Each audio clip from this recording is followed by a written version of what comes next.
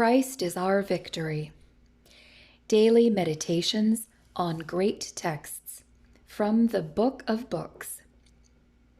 January 13th. Courage is born of heaven. That he would grant you, according to the riches of his glory, to be strengthened with might by his Spirit in the inner man. Ephesians 3:16. Our age is one of do-it-yourself. This slogan is emphasized in almost every phase of life. What used to belong to the expert or professional is now accomplished by the untrained. Many today have courage to tackle tasks that a few years ago would have seemed impossible. How to do it instructions extend into every phase of living.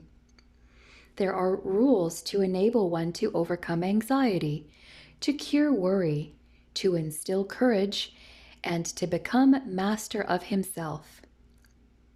While we are admonished to surrender our will to God, we must recognize that we cannot transform our character.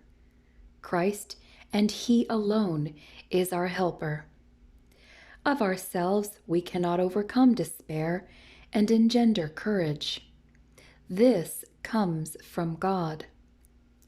Only as we join with Him and recognize His power can we gain the victory. Rather than do it yourself, we should say, "Let Jesus do it in me." Allow Him to help you, to give you courage instead of despondency, hope instead of despair, and victory in place of defeat.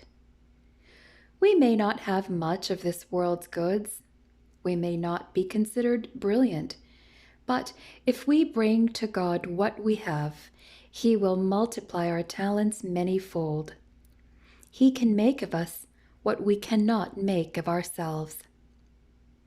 Years ago in Scotland, a small boy seated in church one morning listened to an appeal for foreign missions. He had no money to place in the offering basket. Instead, he wrote his name on a piece of paper and dropped this in. That day, Robert Moffat gave to missions his greatest gift, himself. It takes courage to make such a decision. No one is so poor that he cannot give himself to Christ. This gift exceeds earthly riches and is more precious in God's sight than silver or gold.